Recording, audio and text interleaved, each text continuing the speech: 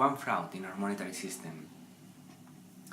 Our monetary system is the set of rules that define what is money, what kind of money we use. We have mainly three kinds of monies, and depending on which one, the economic process will unfold in a different way.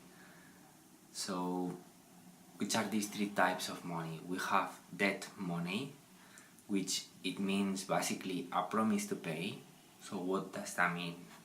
It's just if you go to a shop and you tell him you want to buy bread, but you haven't got money, and you say, well, I'll come back tomorrow and I'll pay you. That's a promise. It means you are not giving the payment in real time, but you are leaving him with this promise which lies on trust. If the baker, if the man in the shop, he wouldn't trust you, he will be, no, you have to keep working here until you pay for the bread, or you cannot take the bread if you don't pay for it. So just because he trusts on you, the transaction is possible. So debt money, one. Another is commodity money, which basically means is a kind of commodity, like gold, like silver, or it could be other kind of things like cigarettes. In the Second World War, the army, the soldiers, they were using cigarettes as a medium of exchange. So what is money? Money is just an object. We say in economics an asset is an object that has the property, mainly three properties, but at least one. Is a medium of exchange. It means it can transfer value.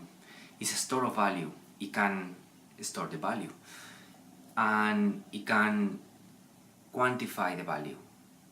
It means you can divide it, and is easily divisible. So things have different value in the world. A cloth, a computer, a machine, a camera. So how we measure value? We measure value through money. When we have one kind of object that is easily divisible. So you have one chicken, you offer me to me, and I have tomatoes. How do we measure the value of that chicken? So you ask me, for example, to give you 30 tomatoes on exchange for the chicken. So the price of the chicken we measure in the number of tomatoes. In this sense, the tomato will be the unit we use as money. So second is commodity money, a real object. And the third is fiat money, which means basically a money which is just paper, in the form of paper. So what is the general definition of money?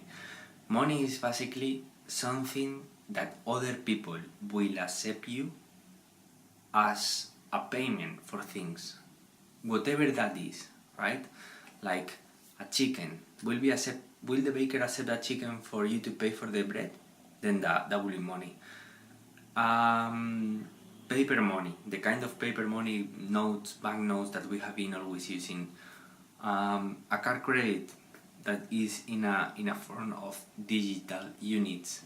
So anything that other people will accept as a payment.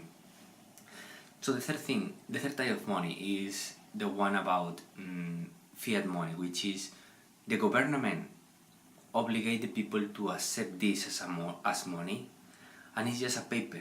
It's just, what is this?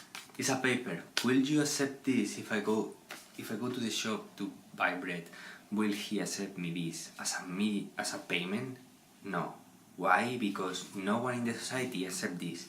But the government says, everyone needs to accept this. So the baker will accept you, but as well you go to the other supermarket and you can buy other things in the supermarket. You go to buy a bike and you can use this. So it's just a paper. It hasn't got value.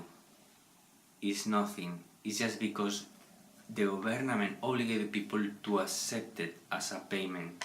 So that's where it has value. So where does the fraud in the monetary system come from? it comes from in the form that when you store the money in the bank, so we have the money, right? And the money we put it into the bank. And the thing is that the banks give your money away without your authorization, without asking you. What does that mean that they give your money away? It means they lend your money. So another person goes to the bank and asks for borrowing money. They want money to finance their projects, make investments, do any kind of company. And the money they use is the money. At the same time, banks create money out of nothing, because by how the monetary system is set, it's allowed for banks to just, when they lend money, they can create money out of nothing. It's just that simple. It basically means that, imagine that 100 persons leave £10 in the bank. So you have in total £1,000 in the bank, right? So just because the fact that everyone, they don't go to the bank at the same time to ask back their money, the bank ends up lending much more money than what it has storage. And the thing is that it's lending your money without asking you. And if everyone go to the bank and ask for the money at the same time, the bank hasn't got the money because this reason. Because the bank lend your money without your authorization. And why the monetary system is like this? All people, all politicians who have built the system, they consider that the economy can expand better, much faster.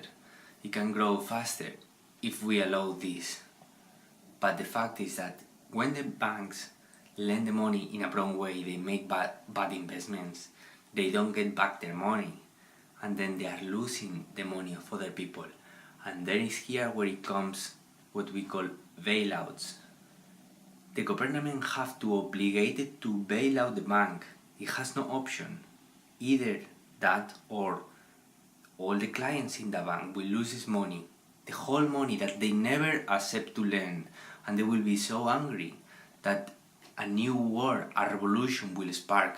Imagine you or your father lose all the money that you have had during your life.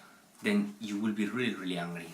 So the government bail out the banks for this reason. So this is a scam. How we can solve this problem? Basically, claiming the banks, writing the monetary system in the laws, banks, you cannot lend money that you don't ask the people if they really want to lend it. If 100 customers, they leave in total £1,000 in a bank, and the bank and none of those customers want to lend their money, then that money needs to be fixed there, right? It's that simple. If people don't want to invest, that's it. And that's how things should be. The banks shouldn't lend money without asking people if they really want to lend money.